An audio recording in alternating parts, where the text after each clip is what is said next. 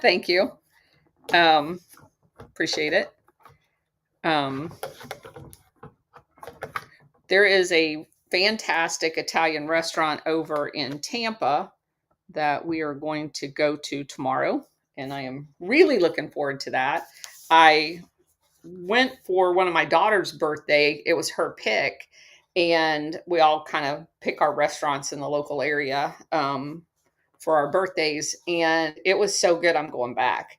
It's the only restaurant, Italian restaurant, that I've ever been to in the United States that had grappa, which is like this grain alcohol version of wine that my landlord used to make over in Italy. And so the food was out of this world. There's a famous restaurant in Tampa called the Colombian, and there's also, they opened one later in St. Augustine. I don't know if they have other ones. But the one in Tampa is in Ybor City, and they have an Italian restaurant that they opened as part of the Colombian that's behind it. And oh my gosh, if you're ever in Ybor area, Tampa area, and want a good Italian restaurant, it's like a 15-star. It's authentic Italian food. It is fantastic. And that is so hard to find.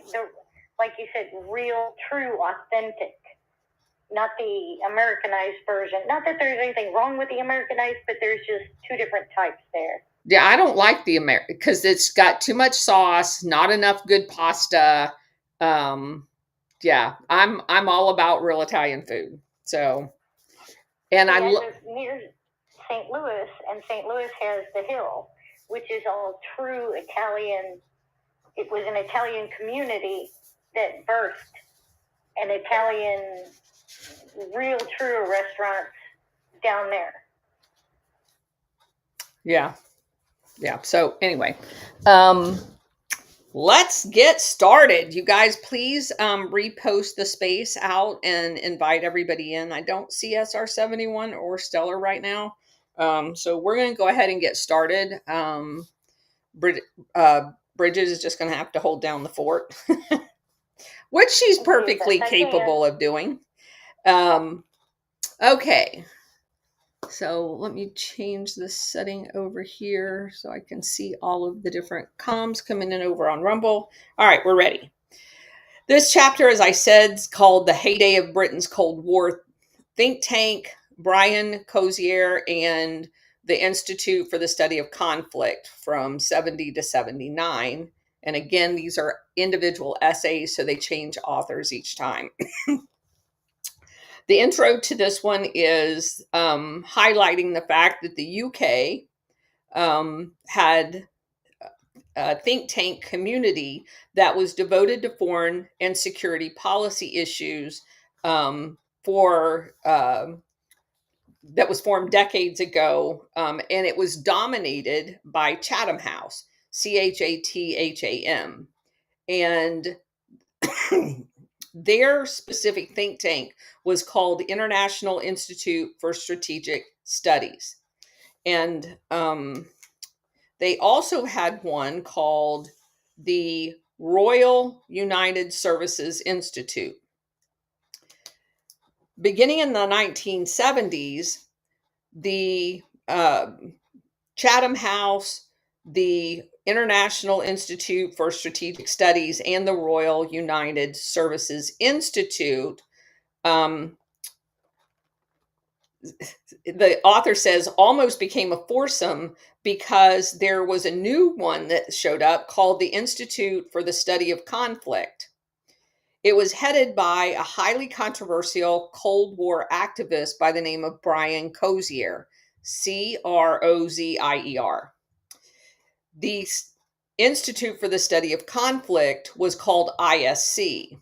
It was created to conduct, quote unquote, unbiased research into social, economic, and political, military causes and manifestation of unrest and conflict throughout the world. So get this. You have them creating all of the political and military unrest and conflicts all over the world, and they create a think tank to study their own work. You just can't make that shit up.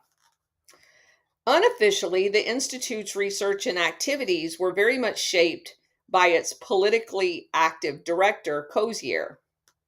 He admitted in his autobiography that throughout my period as director of ISC, it was involved in exposing the fallacies of detente and warning the West of the dangers inherent in any type of detente policy illusion. In other words, it was nonstop warmongering, and there was going to be no peace. He was going to make sure of it. So they weren't actually studying conflict, they were preventing peace. They were promoting conflict, not studying it. Cozier's anti-Soviet and anti-detente views, as well as his reputation as a frontman for the CIA, the ISC as a whole became a target of the proverbial left.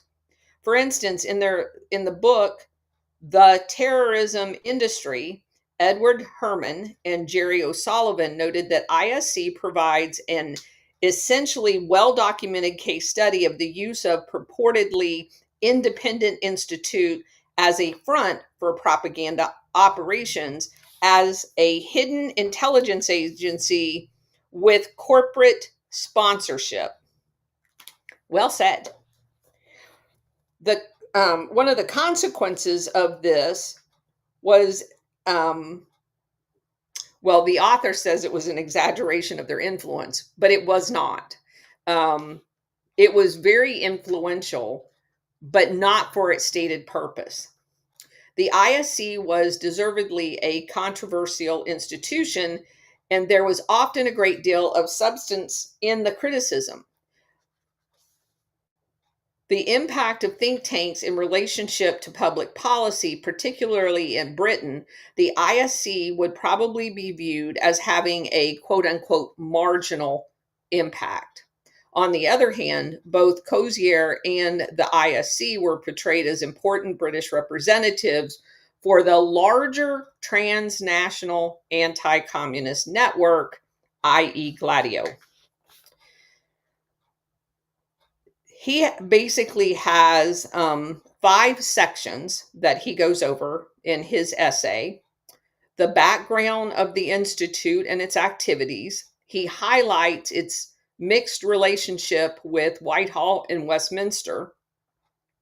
He talks about the relationships it had with the anti-communist groups, i.e. Gladio, criticisms of it, and the final section is his defense of Cozier's defense of the organization and its subsequent decline in the 1980s.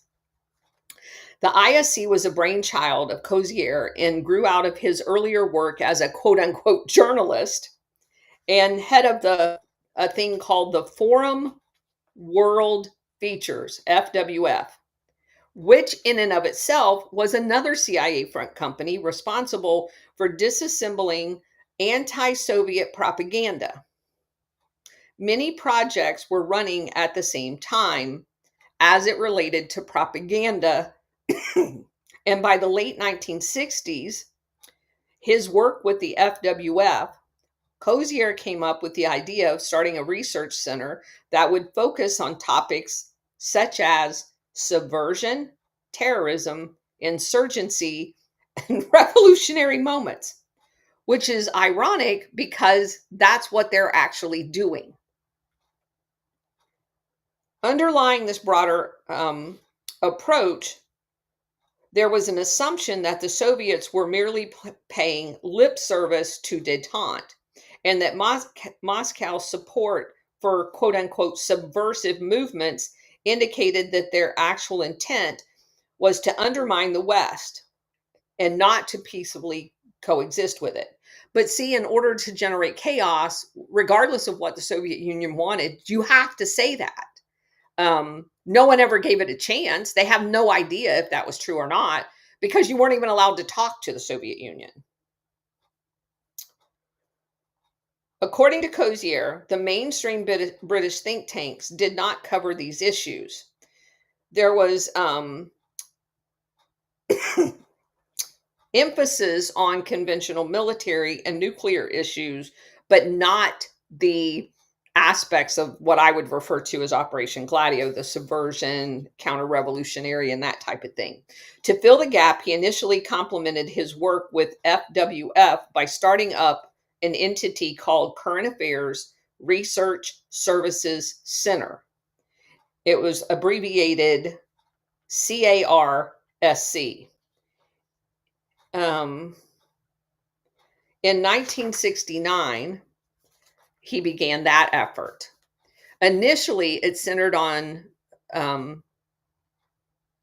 some generic work, but it appears to have really just been a front for soliciting funding. It didn't have any full-time staff. And they produced a few things, one of which was a publication called Conflict Studies. And there was a discussion with a professor, Leonard Shapiro, who was an expert on Soviet affairs at none other than the London School of Economics. It was suggested that a research center was the wrong model, and maybe you needed an institute. A result of that, in June 1970, the ISC emerged out of CARSC. So it just morphed into a different organization. Cozier created a founding council with an impressive cast of characters to include academics, former civil service, and military officers. It was headed by none other than the idea generator, Shapiro, and it included Max Beloff, Beloff, Major General Richard Clutterbuck, Clutterbuck, Clutterbuck. I think I'd have changed that name. He should have been a name changer. Jeffrey, right? Jeffrey Fairbarn, Fairbarn, S.E. Finer, Finer, Hugh Stetson Watson, Sir Robert Thompson, Brigadier W.F.K. Thompson, and J.H. Adam Watson. Obviously, they're all British. Over the years, other prominent individuals joined the council, and they were predominantly military. Retired Major General Fergus Ling, Fergus, and his last name Ling, helped the ISC negotiate the Institute's tax-exempt charitable status and served as its first administrative director. Michael Goodwin, who had previously been involved with Cold War propaganda, would later replace him. Another organization called the National Strategy Information Center, NSIC, and the International Documentation and Information Center, INTERDOC, which we've already talked about. The ISC did not rely on a steady stream of government stipends or philanthropic funding. Neither the British nor American governments were prepared to subsidize the ISC in the way that they had other organizations, although it did receive some funding from none other than the International Syndicate, Dutch Shell, British Petroleum, and the SCAIFE Foundation, SCAIFE, which we come across them repeatedly, all of them actually. There was considerable evidence that the ISC didn't generate a lot of contributions, and it does look, based on their travel schedule and stuff like that, that they were getting covert funding, not just what they were admitting to. In 1972, Cozier complained to Defense Secretary Lord Peter Carrington that the ISC needed more money.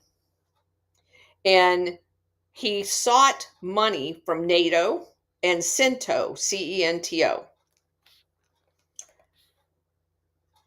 And its main source of money seemed to have come from some mysterious place. A highly critical 1976 Guardian article, based largely on ISC documentation, stated that the bulk of their annual budget came from 2,000 subscriptions to various reports, like the conflict studies, which the Institute published.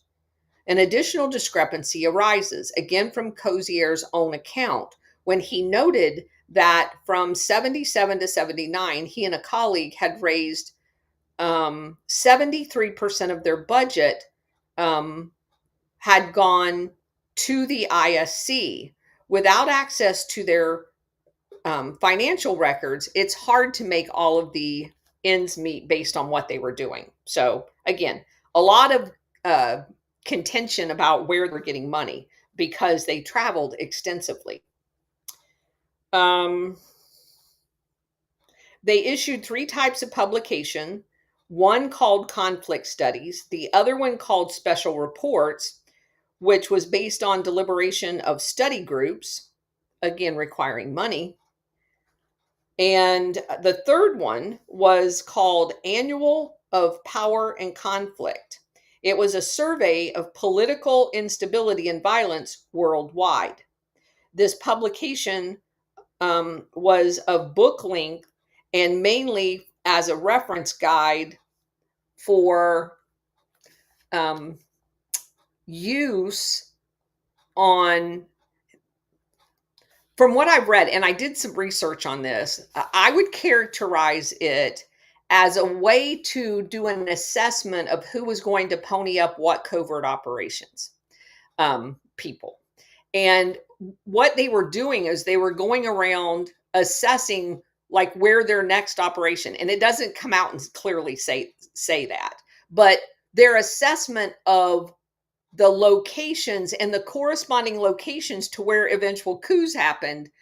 My assessment is that they were actually looking, who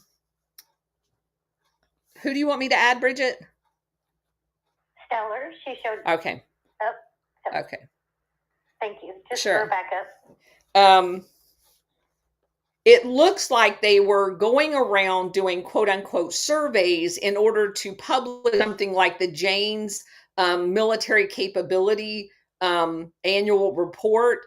Only this one specifically was looking at conflict areas or quote unquote potential conflict areas, which weirdly enough seem to almost 100% end up in conflict at some near term point.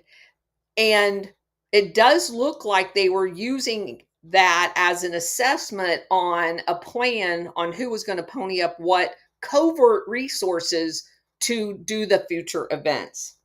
Again, my assessment, I don't have a smoking gun, but if you compare what they were saying to what actually happened, very close. The range of topics for ISC publications, for example, the conflict studies talked about Northern Ireland, which of course we know had Gladio tenets to it as well. In the first report, in the first segment of special report, it focused on the Arab-Israeli conflict. Apart from looking at the issues of terrorism and insurgency in a broader Cold War perspective, mainly dealing with the Third World, which is where they were going to be doing all their coups, a great deal of attention was placed on subversion. You know, like how to actually conduct a coup. There was other topics such as, this is one I found, the survival of the capitalist system. Another one, the attack on higher education, Marxism and radical penetration, while they were actually doing it. Marxism and the Church of Rome. Huh? Y'all are the ones that infiltrated the Church of Rome. Let's see. The series that they did on conflict studies had an article called SALT II, the Euro Strategic Imbalance. And you guys know that this is part of the propaganda machine that made hay out of the Reagan missile, how we were way behind and we've got to do, well, before Reagan, the whole missile disconnect thing that happened during Kennedy, the space race during Reagan. That's what they do. They create the propaganda that they're going to use to steal all of our tax dollars to put it into the military industrial complex. That's it in a nutshell. Cozier's maintained a separate office, although most of his day-to-day contact was with Whitehall. He had an office in Piccadilly. And at the height of the mid 1970s, his staff was about 15 people, most of which were researchers that went around and collected all of this material. They were frequently invited to lecture on security matters, such as the police, military training centers. And again, this is all of the people that have been involved in all of this Operation Gladio stuff. So they're the guys that went around and was doing all of the briefings relating to this. ISC's most sympathetic point of contact seems to have been an office called the Information Research Department. This is a quote from them. We have a reasonably close connection to ISC, particularly with the director. We have provided background material for a number of its periodics, and they have been distributed widely to overseas posts. In general, we consider the ISC to be useful and valuable in formulating policy, and we tend to give it whatever assistance we consider appropriate. That's an official government office saying that. And here's another quote.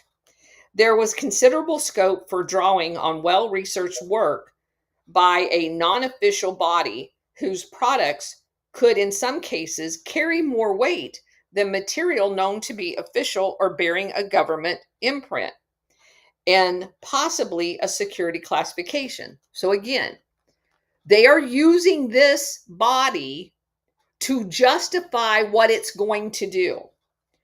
We help the Institute with open source research material available to us, and our financial contributions was confined to priming purchases of their material for our overseas locations, meaning they send it to all of their embassies.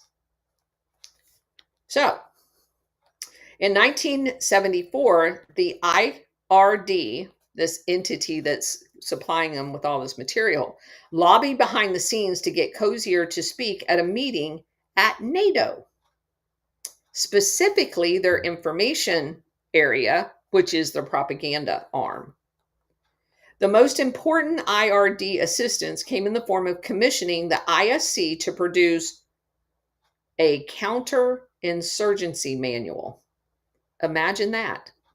And again, remember, counterinsurgency is ass backwards. It's actually an insurgency manual because it's NATO that's the insurgent against the indigenous people, who then, when they mount a counterinsurgency against the invasion of NATO forces that are the actual insurgencies, they are then called guerrillas or communist.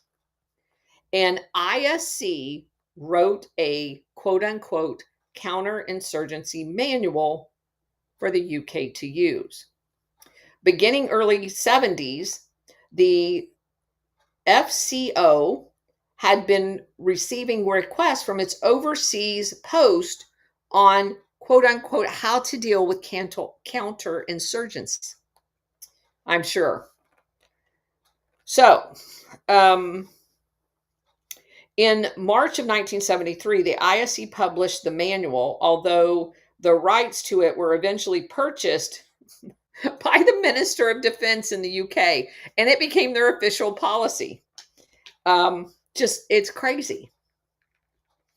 And these guys have no, like Cozier had no military whatsoever. So this is basically kind of the CIA feeding them and MI6 the information to produce as an outside entity, and then they take the produced supposedly independent research and put it into the military via the defense minister.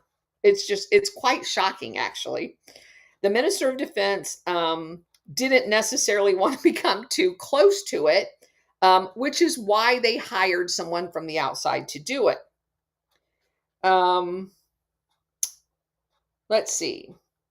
Despite being politically being a political hot potato, the ISC was also welcomed by others.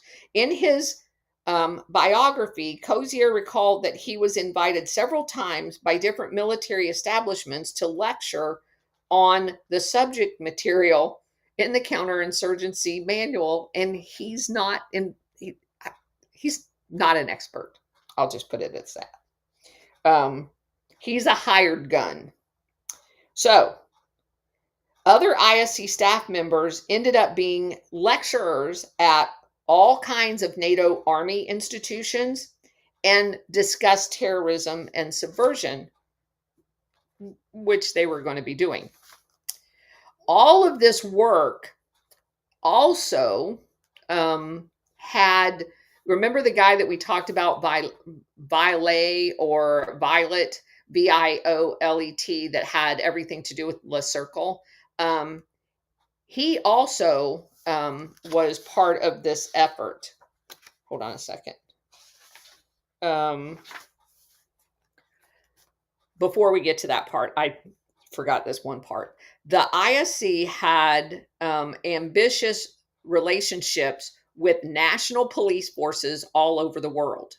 And that's the piece, just like the Office of Public Safety. We are now learning that the UK had basically the same setup, which makes sense because if you guys remember when we did the Vietnam, and I told you that everything that happened in Vietnam, the Phoenix program, Agent Orange, putting people in basically concentration camps, and those prison islands, that all happened in Malaya before Vietnam ever even was a thing for the United States.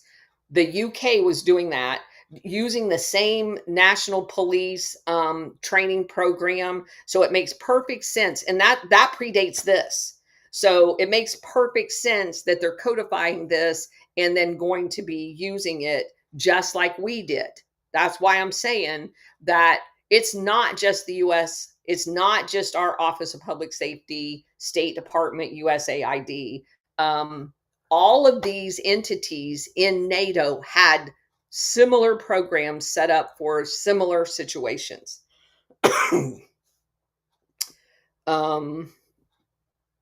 guy in 1974, Frank Brenchley, Brenchley, who served as Britain's ambassador to Warsaw, was seconded to the ISC for an academic year, meaning he basically did an internship there. And he contributed to the ISC study group that produced a 1975 special report called New Dimensions of Security in Europe, which means basically there was not going to be any security in Europe. It goes on to say that after Margaret Thatcher replaced Heath as party leader in 75, she maintained a relationship with Cozier, as well as many other hierarchy that was at the ISC. Then he moves into the ISC and Transnational anti-communist networks, saying that the NSIC, which was headed by Frank Barnett. Through Barnett, Cozier was able to gain access to funding from the Scaife family, SCAIFE. That was essential to the operation of ISC. Excuse me, ISC. The initial publication of Annual Power and Conflict, again, the one that kind of mimics where we're going and what we're doing, was co-produced by NSIC. The two of them both had a sponsor called German Thyssen Foundation. Yeah, like in Nazis. Not even lying. They also were involved in a thing called Multinational Conference on New Dimensions for the Defense of the Atlantic Alliance, which had absolutely nothing to do with defense. They are like-minded, this was in 1976, by the way, like-minded anti-communist groups would coordinate their activities. You know, like Operation Gladio. Cozier volunteered the ISC to assume the role of administration for what would be several different meetings relating to that. Jeffrey Stuart Smith set up from the NSIC a thing called Foreign Affairs Research Institute. So many of them. But it's important to know the names of all of these things in case you come across them in reading, so you know how they fit into the whole scheme. So after Cozier resigned from the ISC in 1979, Barnett maintained a close relationship with the guy that replaced him called Michael Goodwin. The ISC attempted to launch an American branch of itself. The committee for the American branch in March 1975 was Barnett himself, George Ball, Brzezinski, Edward Schills, Shils, Richard Pipes, Rear Admiral J.S. Mott, M-O-T-T, Admiral John McCain Sr., Kermit Roosevelt of the Iran coup, and several others, by the way, and R.F. Burns, B-Y-R-N-E-S. Can you say CIA, CIA, CIA? So, in May 1975, Cozier did gain some attention in D.C. as the first witness to testify at the U.S. Senate hearings on international terrorism in 1975. Think they're generating what's going to happen? Yes.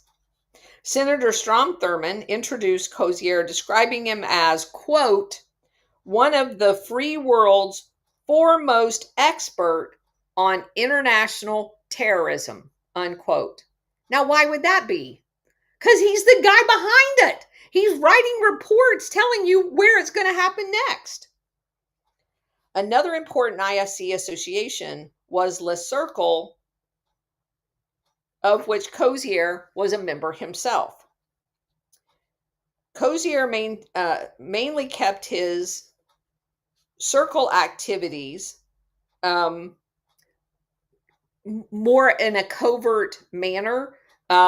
He was mostly known for his ISC, but he definitely was a member of Le Cercle, which, because of that, brought him in very close contact with French intelligence and Jean Violet, or Violet.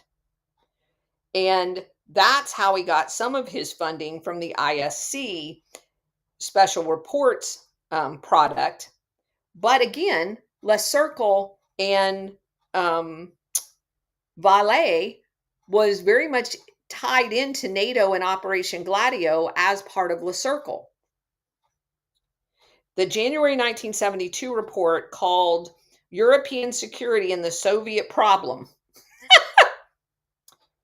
Nothing like telling you what they want you to think. It was funded by a international syndicate member, Italian industrialist Carlo Pezzenti, P-E-S-E-N-T-I. It was reproduced in French and put in the New York Times version of the media. Likewise, the 1973 report called The Peacetime Strategy of the Soviet Union was not only inspired by Volay, but it was funded through Volay's connections, and it was the 1975 report called The New Dimensions of Security in Europe that basically, unlike it says peacetime strategy of the Soviet Union, it actually, the entire thing was addressing how they were never going to be peaceful at all. Cozier's Le Cercle Associates ensured that the ISC report was translated and reproduced in French, Spanish, Italian, and German. They also wrote a report called The Security of the Cape Oil Route. Again, addressing the industrialist need for where they were going to do operations, and these reports served as the basis to justify the next operation. The ISC maintained relations with a number of other international entities, such as the Interdoc from The Hague. The ISC board member, Brigadier W.F.K. Thompson, also served as Interdoc's president in 1971. Again, this is just overlap versus overlap. Like Warhamster and I were talking about today, how all of these people overlap all of their circles. I'm describing the exact same thing in Europe happening there.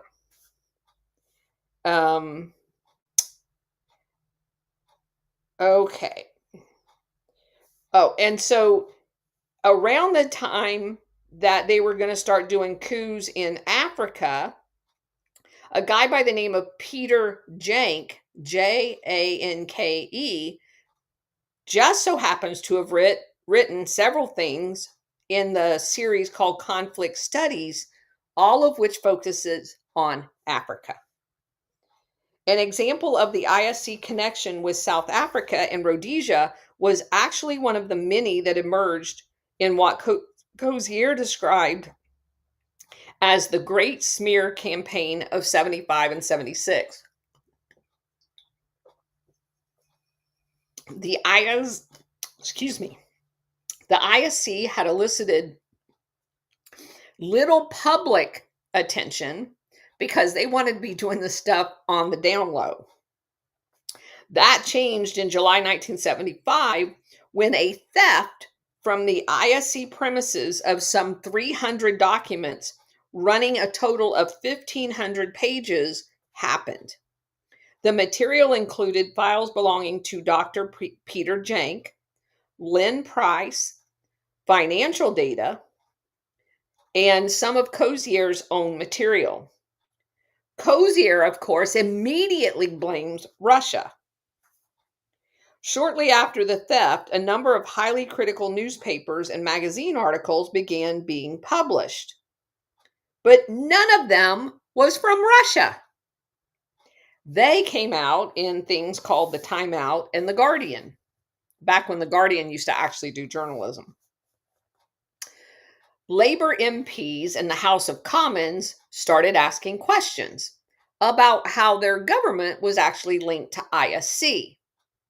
One MP asked the Prime Minister if he would conduct an inquiry into links between the current members of the cabinet and the Institute for Study of Conflict, in view of the links between that organization and South Africa, Rhodesia, and the CIA.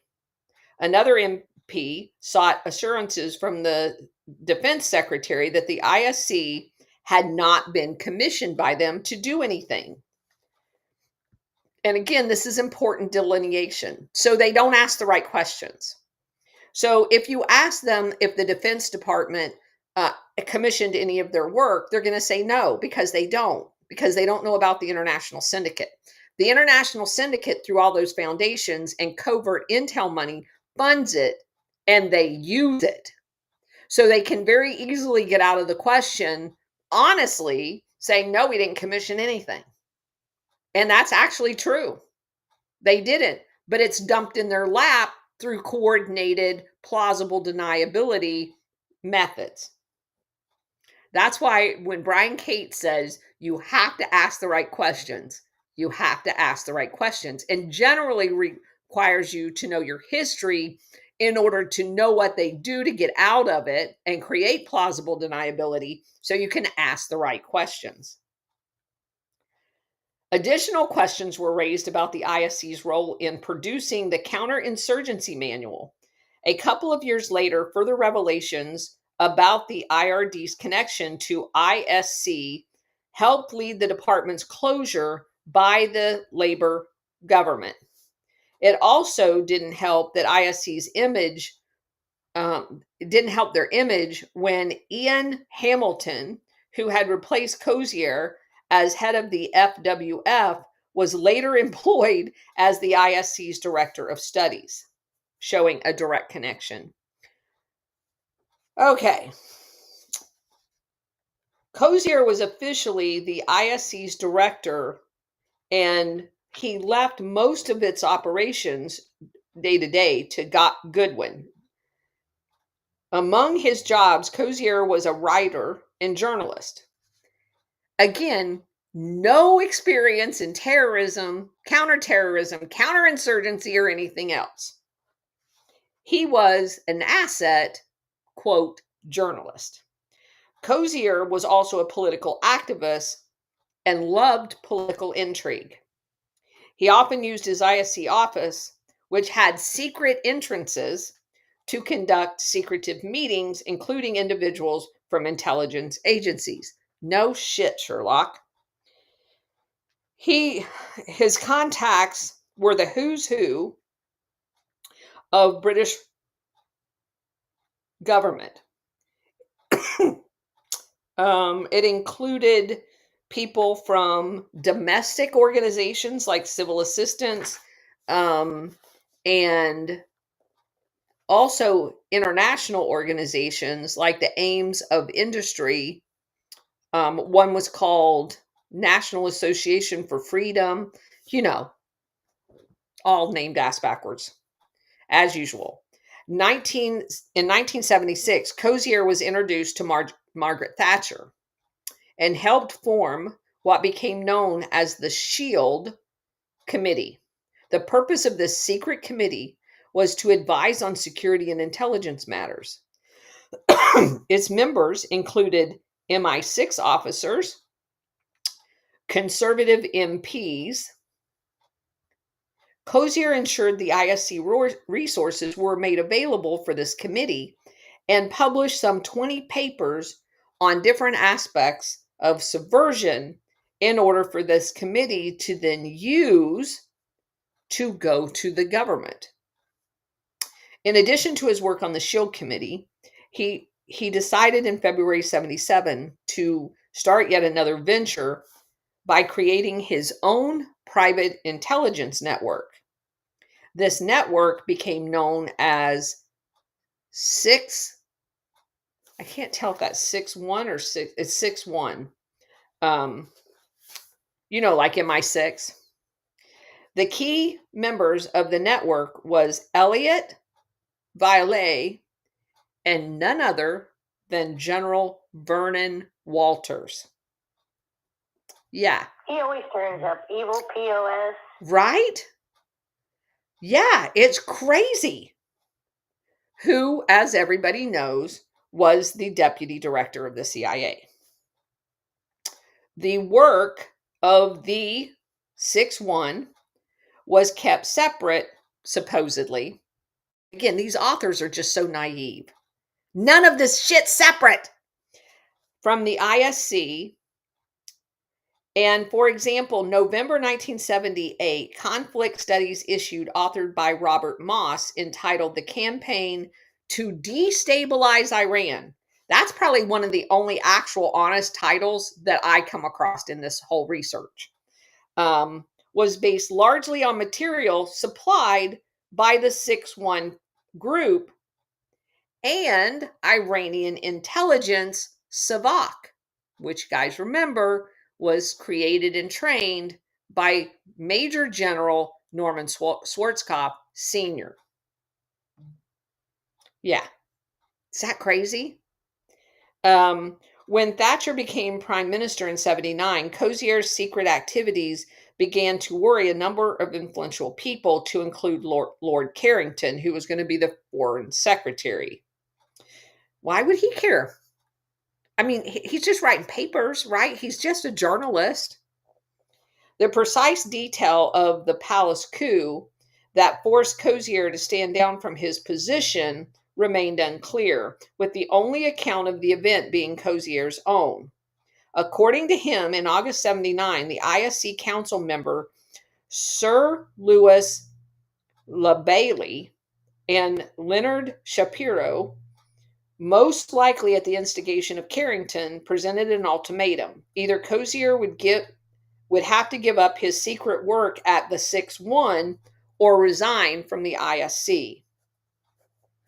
Huh, that's weird, since they had nothing to do with each other. On September 12, 1979, Cozier offered his resignation and immediately was locked out of the ISC premises. Missing from Cozier's account is a correspondence that he had with Thatcher a week and a half earlier. In a letter that was dated 2 September to Thatcher, he complained, "I am being pressed from various quarters to undertake additional commitments, largely involving my institute." He then goes on to ask her for advice on whether to devote more time to ISC or his other secret activities at 6-1. Thatcher's reply 3 days later said the following, quote, "Please accept the extra commitment. By doing so, you will be putting across the right views to a wider audience. I am sure that this is the most important factor to consider," unquote. Thatcher appears to be telling Cozier to continue working for the ISC rather than focus on his secret activities. But I don't view that as that at all. The additional commitments that he was being asked to undertake had nothing to do with the ISC. It had everything to do with his intelligence effort. And because what you find out is in the 1980s, a large chunk of his material is used by Thatcher and Reagan as the justification for Star Wars, the buildup of the arms race with the Soviet Union. A lot of his material was used for that. And he created that intelligence function right around the time the elections were coming up. We're changing pace. We're going to go into Angola. We're going to go into the Iran Contra and all of those other things. And the secret activities that he was involved with the 6-1 organization was intimately involved in that. So I think the author makes an incorrect assumption that the additional activities that he's being asked to do had to do with the ISC. And I think the fact that he resigned and stuck with the 6-1 is indicative of that. I think they misinterpreted the letter. Anyway, that's the extent of that. And I didn't really have any notes that stood out to me on this one. But the next chapter is a global crusade against communism, the circle in the Second Cold War. And again, that's why I think it was critical that he stay with the 6-1 organization, because he was going to be needed. And basically, like I said, for the ISC, basically what he had done is written justification for them to do what they're going to do anyway. He was kind of their propaganda arm. And quite frankly, with the staff that he had there, other people could do that. Him having a proven his worth to the UK government and him having his own private intelligence agency was going to be much more valuable in what's going to come up in the 1980s that Thatcher and Reagan was working on. So, anyway, that's that. You can open up the floor to questions. Anyone? Boy, there's just certain names that just keep popping up, popping up, popping up. Well, and I think Vernon Walters is a key name to be the bridge because he was involved in so much of the Operation Gladio events. That to me was just kind of like the icing, the cherry on top of the ice cream sundae on that section. It really is. It's not a shock because we are understanding all this stuff, but the nepotism is really strong too, because the names that you're bringing up are names that we're familiar with in the last decade or so. Yeah. Yep. You see, we got War Hamster in the audience. And Ron. And Ron. And Cousin Renee It. has a special something for you. Who does? Renee. Oh. Renee. Hey, Colonel. Hey. Hey, Colonel. Hey, everybody. Always good to be here with you. I had a question regarding the lesson today. So you said Thatcher. Didn't she have a son that was involved as well in some way connected to this whole apparatus? Yes, she did. He was Okay, involved in weapons. All right. And then yesterday you brought up Mosley, the name. I don't know if I missed it in the news, but you said, I don't know if it was Oswald Mosley, It is. a son or a relative. What came up in the news that you kind of mentioned? Well, Oswald Mosley was part of the conversation. Okay. And I mentioned his grandson, and now you're going to make me go back and figure out why. Give me a minute and I'll figure it out. I'll have to replay that conversation. Okay, no problem. His son was in the news, I believe. Yeah. I'm trying to remember why. I'll remember. It's okay, but more importantly, moving on, I would kind of like to just share a point of gratitude to you. The other night, I listened to you and Alpha and talking about reflecting of our journeys and this whole Operation Gladio moment together as a group has been such an otherworldly next level lesson and so meaningful and insightful to all of us. We have so much gratitude and love for you and all the hard work you and Bridget and Cousin It have put into this.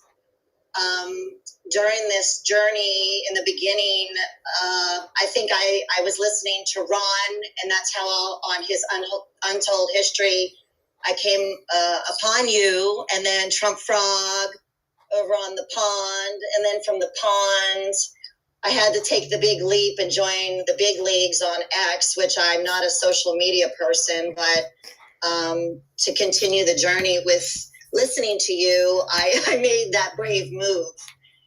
And you have equipped all of us with so much information and knowledge.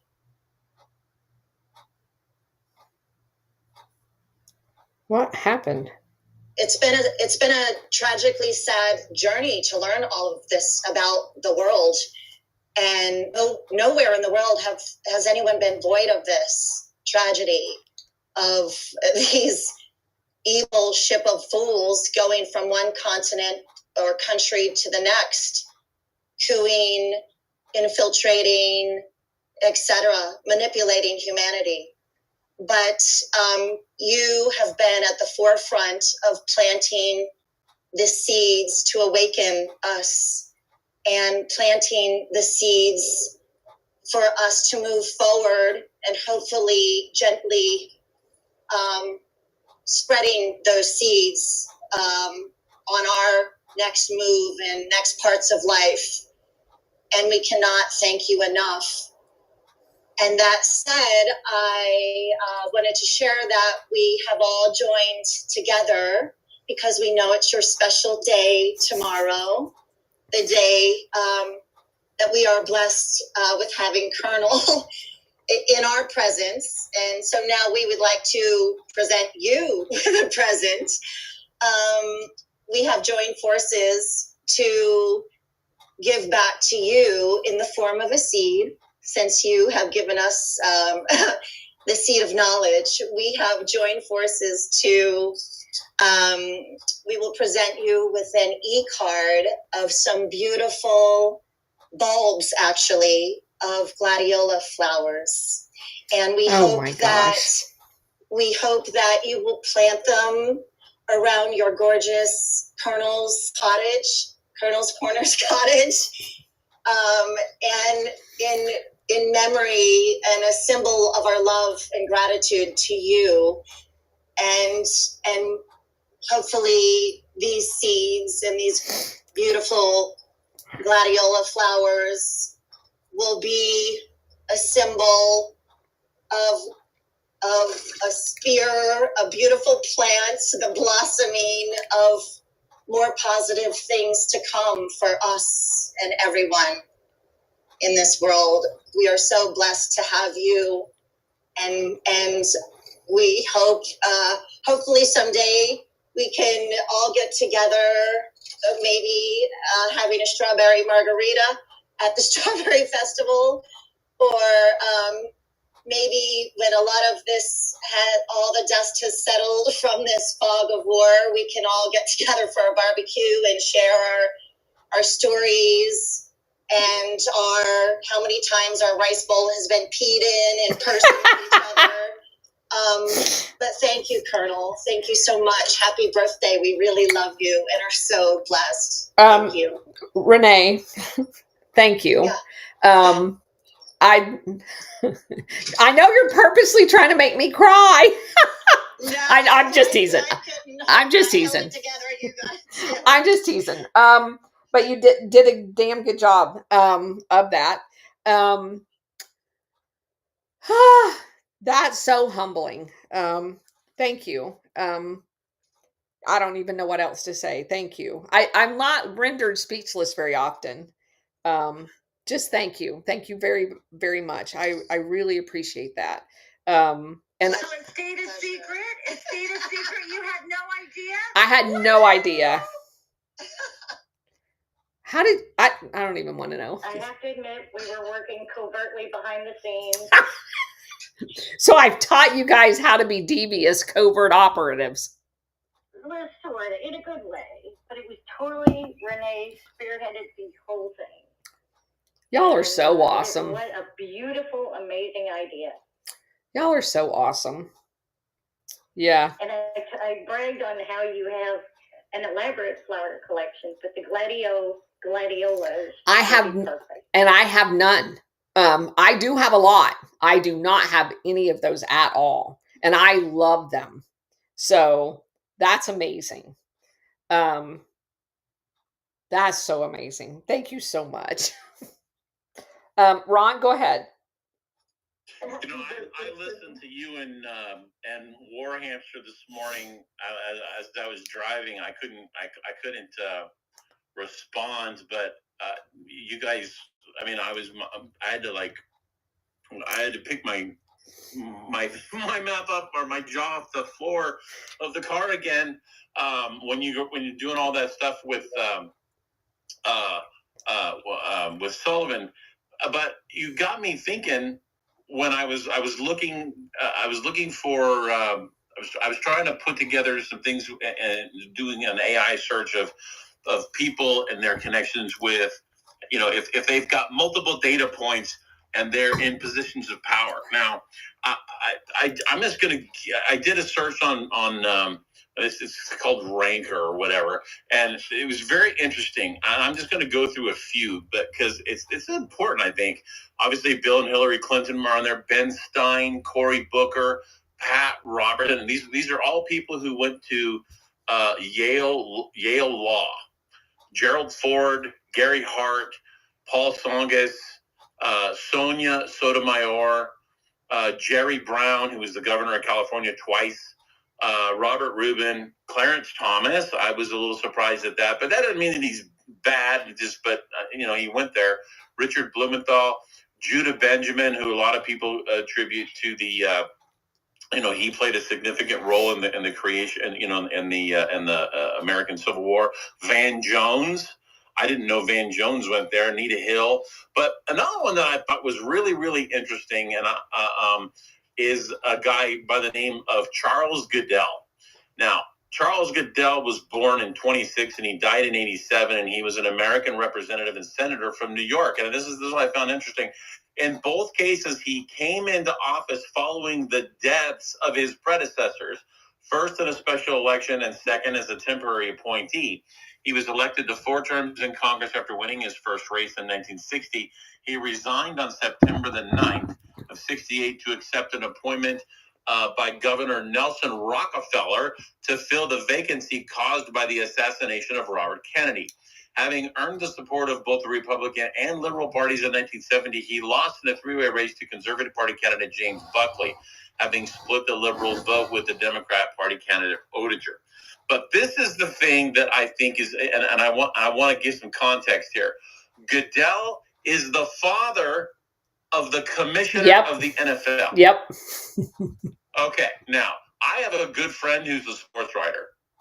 And he's told me he's been to many Super Bowls and he's been to many events. And he said, you wouldn't believe how absolutely just totally corrupt that whole organization is. He said it is, he said every press conference is scripted.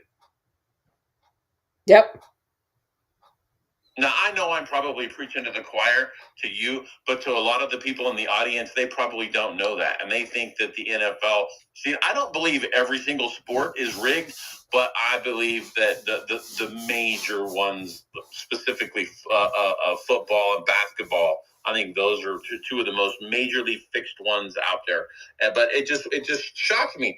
And I'm gonna delve into this further. I actually asked a war hamster to send me a list of criteria to search for, and I'm going to cross-reference a lot of these things because I want to find out who in our government is, what current members of our government are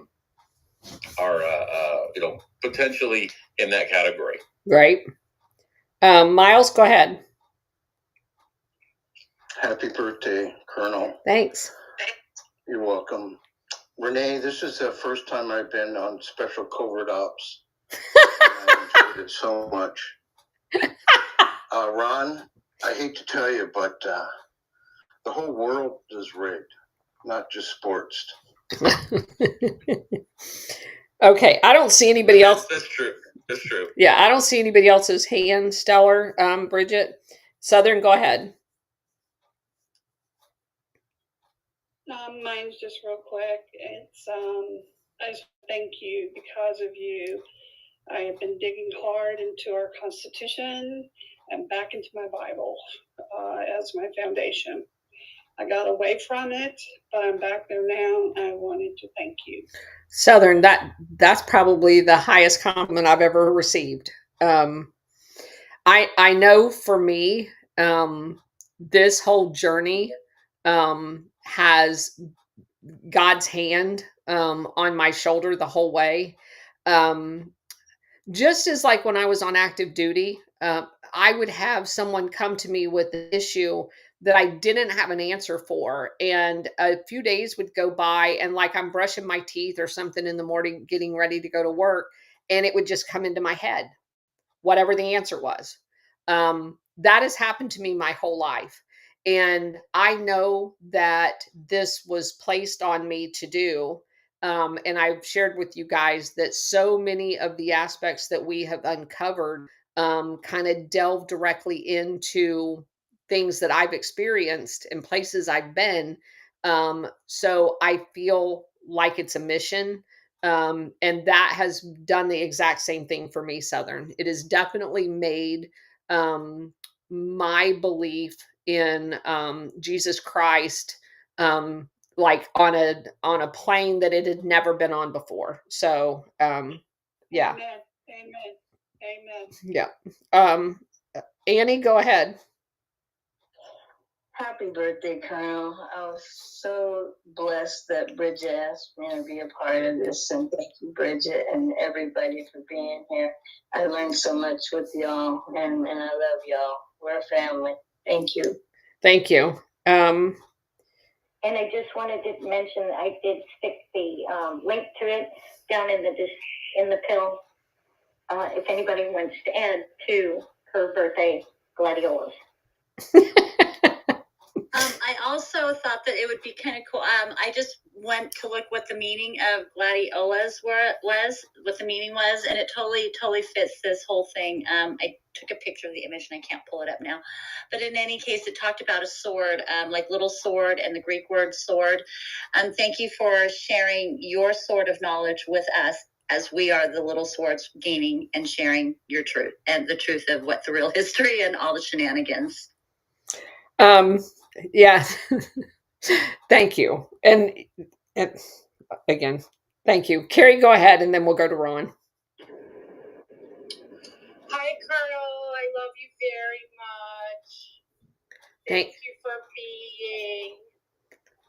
for being willing to be self-actualized and have a voice and really exist. It's a very difficult thing to do.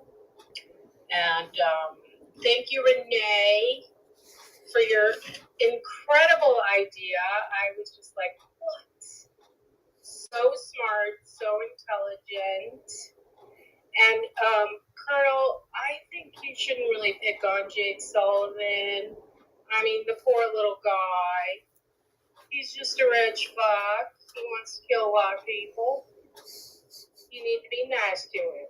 Jesus said, love thy neighbor. I think when the weather gets a little warmer up there, I'm going to go visit Warhamster and stalk him. Just kidding. Ron, go ahead. I forgive me because I should have led with happy birthday. And you have a very, very, very, very interesting birthday on the 19th.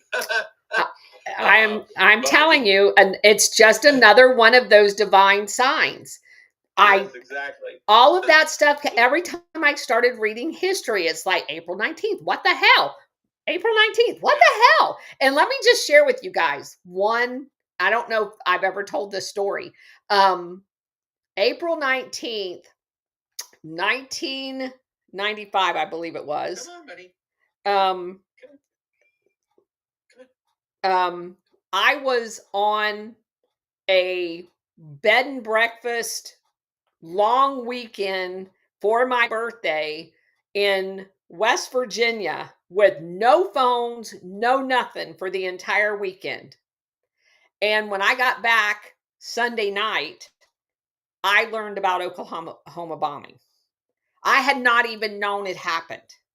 And I'm like, son of a bitch, not on my birthday again. Yeah, it's a crazy thing. And then of course, again, all of these things that has happened to me in my life gave me heightened awareness when I would see, and it allowed me to track them easier, right? So it's my birthday. So of course I'm sensitive to April 19th, just like August 2nd. I know everything that happened on August 2nd in 1990 because there was such a monumental event in my life because I got my first overseas assignment. And all of those kinds of things has allowed me to categorize all of this stuff in a way I don't think anybody else would have been able to do. I mean, they could have if they were a savant, but for some reason, those dates became personal to me, and then it allowed me to kind of distill the information a lot easier, I should say. Well, let me. I wanted to tell you something because I've been working as a secret agent as well with a couple of your cohorts, and we're working on a project for you. And I'm gonna share. It's not complete, but I'm gonna share it with you. Probably via email. I'll have to be, but I think you're gonna be pretty impressed with it. But before it's complete, it needs to have your stamp of approval, and you'll understand what that means. So just know that I've been working on this for about 2.5-3 weeks. So Okay. So I think you're going to be impressed when you see it. Okay. I can't wait. Miles, go ahead. Well, I just want to say happy birthday to all the spring babies out there, because if you do the math, you probably were conceived in July, around our birthday for our country, having a good time in July. So happy birthday to all the April birthday people. Oh yeah, that's me on the 24th. So I happen to be a Taurus, and just happy birthday to all the Tauruses out there. I love you guys. Yeah, my mom was at least consistent. My youngest sister is the first day of Aries. I'm basically, I think it's the 20th or 21st, whatever that ends up being. I'm obviously the 19th, and my older sister is the 14th. She just had her birthday. So we're all within 30 days of each other, which is kind of crazy, actually. Anyway, anybody else got anything? I don't see any other hands. Omega, there's one more. Okay. Omega. You can just call me Mikey. That was a nice plug, Miles. Same thing with my family, Colonel. I'm March 22nd. My mother was January 22nd. My father is April 22nd. I'm March 22nd. Wow, that's crazy. My sister is, which I don't associate with her in any way, shape, or form, but she's September 22nd. So she's the oddball. Yeah, my youngest sister is March 22nd as well. So that's very interesting. Cool. All right, anybody else? All right. I don't think so. All right. So thank you again, Renee. I am humbled beyond belief. Ron, thank you for whatever it is that you're working on. And thank you all for all of the prayers. I feel them. I feed off of you guys's energy here, and your responses on X to and a lot of you guys don't want your I don't know why, but you DM me stuff. Somebody's reading a book and they DM me some screenshots of the page that was consistent with something that we were talking about. And I'm glad there's a lot more people reading. There's a lot more people buying books, actual books, and reading material, and then providing those things that you now see that you never saw before. And the fact that you guys point them out, please feel free to point them out publicly on X, so that I can repost that. I think there's a lot of momentum. And I understand if you want to DM them, if you don't feel comfortable posting that. But there's a lot of momentum if you guys share that information in public, because it excites other people and it makes other people even more curious about wanting to contribute. It's contagious. Our group has grown tremendously because it is contagious. And the more we talk about it out in the open, the more it's going to catch on.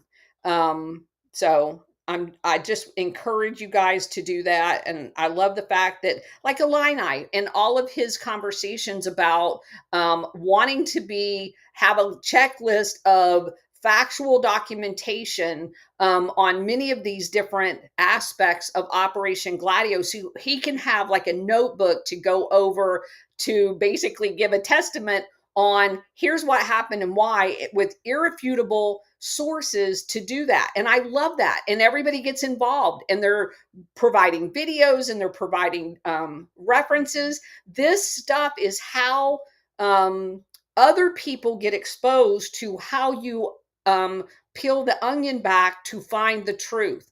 And the more we do that on X collectively together, with the threads that I provide, you guys put attachments on there. Hey, did you think about this or whatever? The only ones that bug me is, well, you didn't add this. Okay, well, I can't add everything to every thread. That does get an eye roll. I'm going to be honest with you. So I love all of this. And I think it is what other people see you posting, and they're like, hey, I'm going to go look for something too. And I do that with other people. If Brian Cates posts something and I think that I have something to add, I will go find it and post it to his, so his audience also has that information as well. So it's definitely contagious. It's how the truth gets out. And again, I'm humbled beyond belief that you guys are all here. You come here every day, and we are learning this stuff together. And at some point, we are going to have, for anybody that's available, and I know some of you are retired and wouldn't mind a trip to Florida. I promise I won't do it during the summer. We are going to have a get together. In some form or fashion, we're just going to have to do it. Because I would love nothing more to meet all of you in person. That day is someday in the future, I promise. Maybe go ahead. Can I echo your sentiment about sharing publicly? Sure. I think I think sometimes people are, it's like they're afraid to raise their hand in class, or they don't want to appear as, oh, I don't, like they don't know what they're talking about or whatever. And I encourage everybody, please don't ever have that fear. By all means, share the things that you're seeing and share it publicly, because if you don't, then you're not going to generate the curiosity that we need to grow. And that's a huge thing to do. So please, by all means, share stuff publicly. And I mean, I assure you, the Colonel's going to respond. She's going to see it. I've never seen anybody as devoted to her Twitter as Colonel. So by all means, definitely share stuff publicly. That doesn't mean that you can't, like, if you want to give a nice note or something, but if it's Gladio related, make it as public as possible, because even if you think it's wrong and she corrects you, don't think that she's correcting you because she's coming down on you. She's just her focus is accuracy. So but don't be afraid to put something out there. Well, again, like what she said, it just grows the movement. Yeah, there's two things. One is a factual correction, and anybody should welcome that. I do. The second thing is there are some pieces of this that are opinions. They're assessments based on patterns. We may look at the same pattern and come up with a different assessment of what that pattern means. And we can agree to disagree. You guys have heard me say this many times in spaces that I'm in. As long as you're respectful and as long as you allow the other person their say, you don't have to agree. You don't have to agree with me. In many of the respects that we are very careful about telling you when we are speculating based on patterns. And people try to get me to speculate a whole lot more than I'm comfortable with doing. And I frankly just tell them I'm not going to speculate on that. I don't know. I know people want people's opinions. I prefer not to be an opinion person. I want to be a factual person. I want to bring material to people and let them make their own assessment. The problem that we have had for so long, number one, we had no information to make assessments on, no facts because we've been lied to forever. And second, because of that, most people can't take a set of facts and make a logical conclusion of where those fact patterns lead you. And I think that's a discipline that we all have to learn again. And that's what I hope we're all in the process of doing. Miles, go ahead. So, Colonel, is there a place I can park my RV? It's a Class C, so it's not that big. Sure. Now, the problem is I can't go to a lot of parks because it's an older RV. They won't let me in.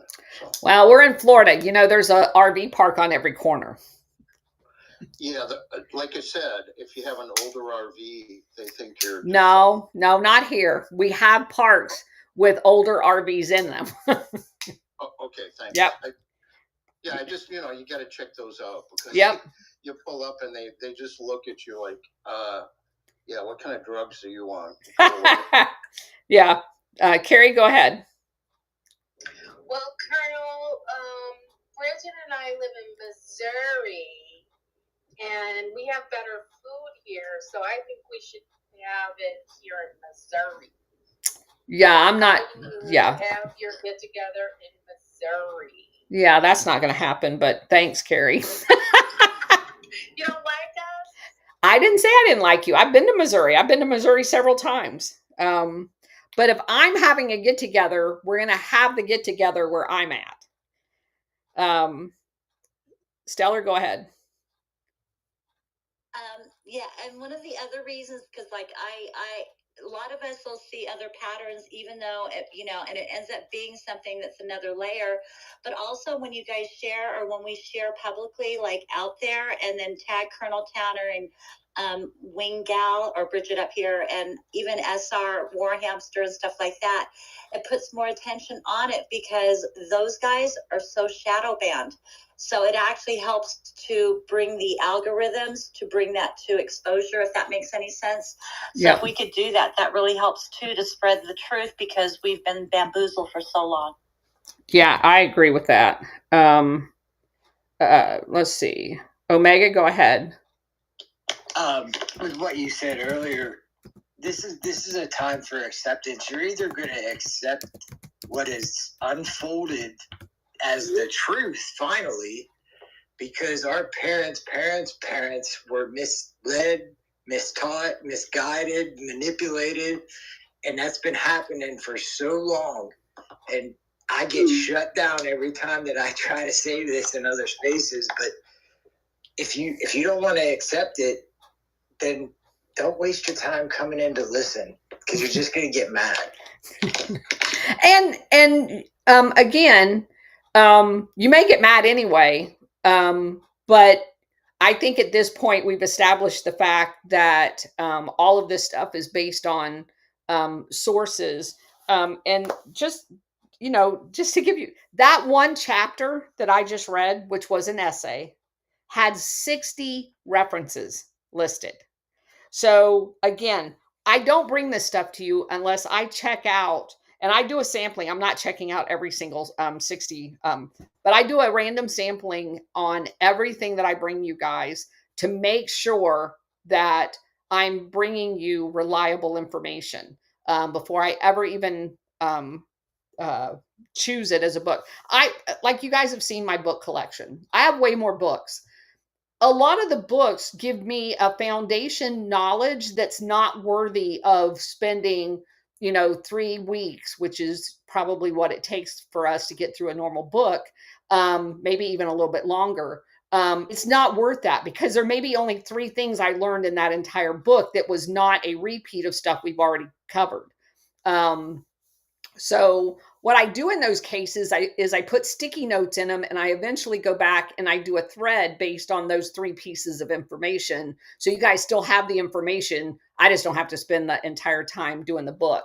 And once I get my new shelf put up, I'm going to be able to put them in sections to know, here's the books that not only I've read, but I've also done the book review on. And then a section that has ones that I'm not going to do a book review on, but I have the stickies in them that I need to do a post about. So collectively, you guys are going to have all of the information that I have at some point. That's the plan anyway. Warhamster, did you have something to say? I see you came up as a speaker. Howdy. Hi. And happy birthday. Thank you. I had to keep my mouth shut when we were doing the show today. Because, some of our friends let me know that they were going to do something special for you, and I didn't want to let the cat out of the bag. I appreciate that. Yes, it wasn't easy. A couple things. I heard most of the comments here. I had to step away for a second, but I think Ron said something important, or he implied it, that we don't do guilt by association when we're making these connections. Just because someone went to Yale or went to Harvard Law or what have you, or was a Rhodes Scholar, doesn't necessarily make them nefarious. It's more saying, okay, this means we see the connections and say, okay, now I want to pay attention to everything else they're doing. It's sort of like it's like a lighthouse that tells, it's a beacon that says, okay, there may be something to see here. But when you just automatically assume that if someone matriculated at a certain school, they're automatically going to be some deep state stooge, you can end up jumping to some wrong conclusions. And I think Ron did a good job of insinuating that. The other thing I was going to say is, Ron, you looked at Yale law. The pattern we see over and over again with stuff we've been doing is it's private boarding school, Yale undergrad, Harvard law, Oxford Rhodes Scholar. Yale law does not appear to be as nefarious as Harvard law. And Correct. I'm not going to get in too much of a soapbox on constitutional stuff right now, but if you really want to understand what went wrong with our legal system, one of the 2 or 3 men most responsible was a guy who taught at Harvard Law for decades by the name of Joseph Story in the 1800s, and every single law student gets cited Joseph Story.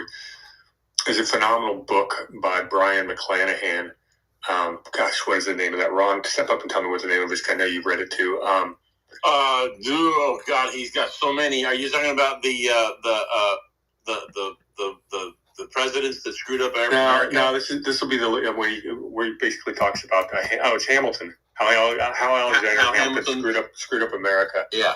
Well, that's basically how Harvard Law has been teaching a twisted version of what the Constitution intended our legal system to be, and of course everything flows downstream for the Ivy League. But so if you're looking for the connection, Yale law is there, but Harvard law is the key word I would search more on. Right, absolutely. Well, it's funny that you said that, because actually what I did is I didn't just use Yale law. When I was using the AI, I used Yale, Columbia, Harvard, and Stanford, and then I included Boston University, but I couldn't find anything. But those criteria, I didn't really get anything kicked back from Stanford. But Harvard was the one that was the most prominent of the politicians, specifically in D.C., that are there now. You'll get Stanford Business School is the one I would look for Stanford. That's where okay. I've seen a lot. They've got there's another major there we've talked about. The Research Institute. Yeah, there's a couple things at Stanford, but it's not their law school per se. It's definitely the business school. Maybe the Hoover Institution? I'm just saying. Oh, yeah, that's that one you could assume. When you went across Hoover, you can pretty much assume deep state. Right. Pretty much. Yeah, that's one where you can make the leap without a doubt. Right.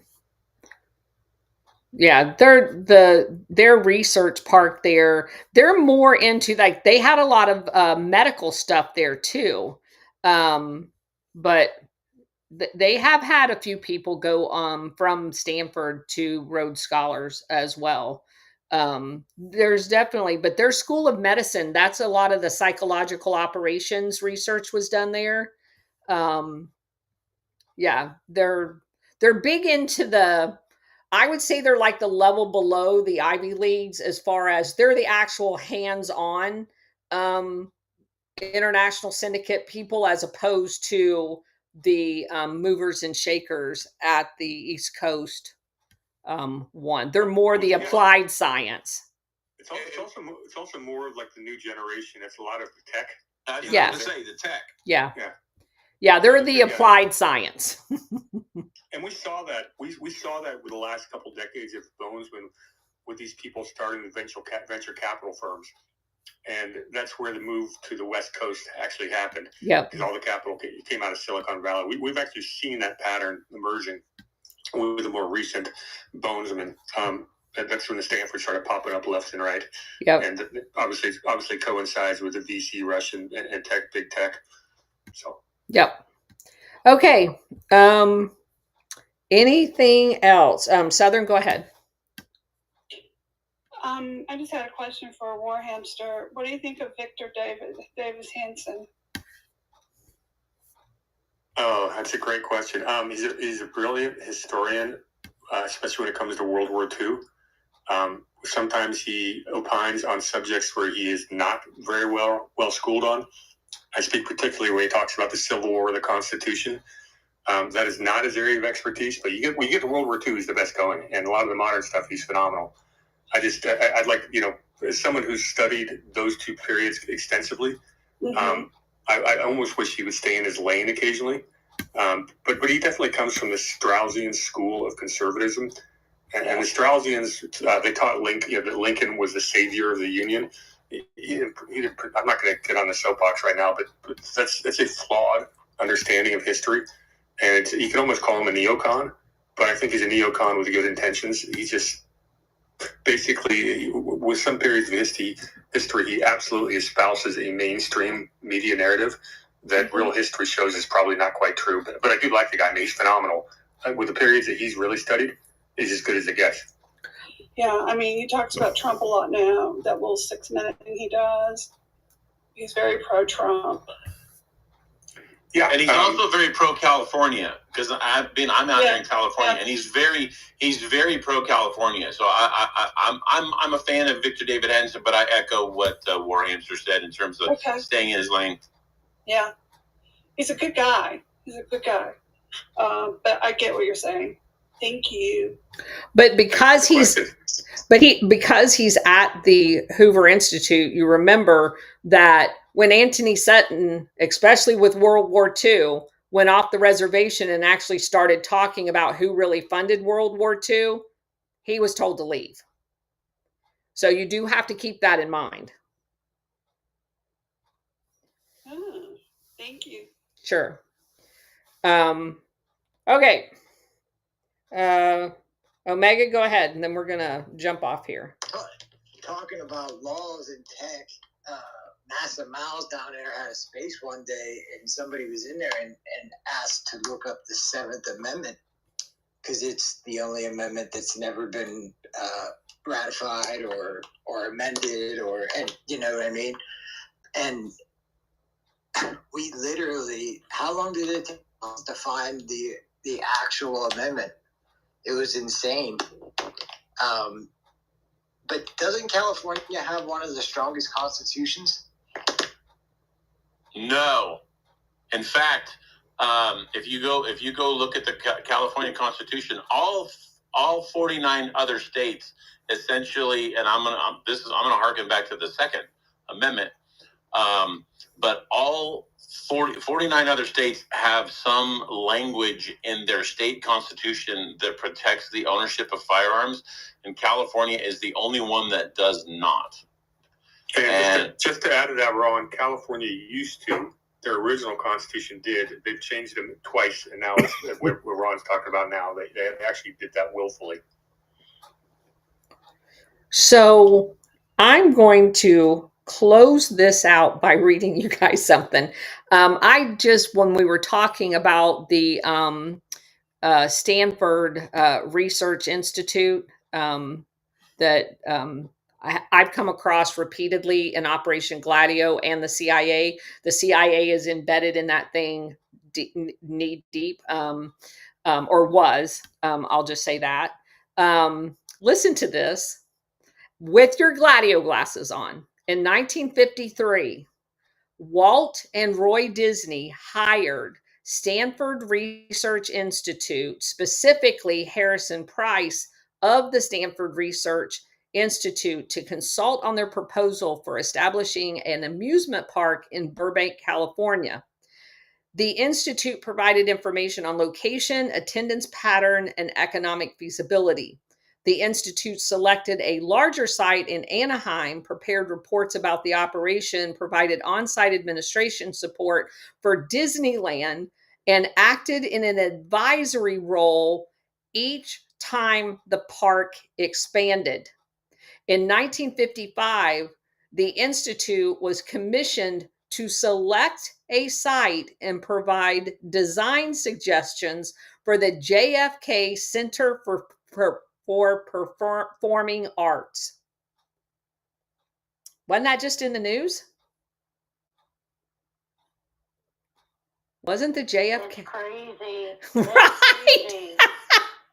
Holy shit. Yeah. So that's just the perfect. It was just in the news.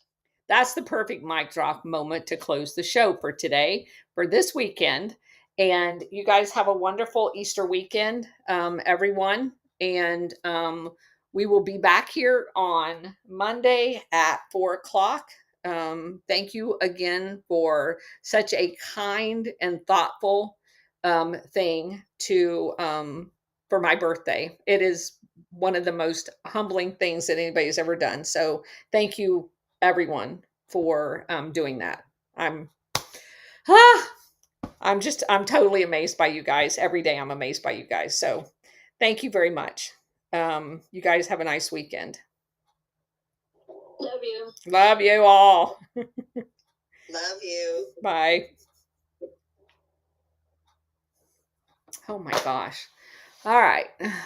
Back to Rumble. Holy crap. I'm just crazy over the top, flabbergasted. So, don't forget to hit the thumbs up, as Bridget says. Absolutely. Let's see. I miss Glitch in the Matrix.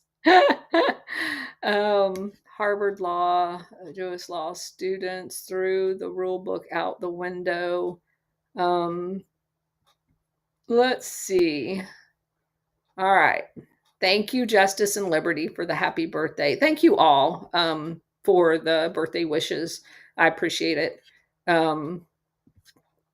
Just an amazing group of people. Thank you for being here. Take care, everyone. Have a nice Easter. Nice weekend. See you on Monday.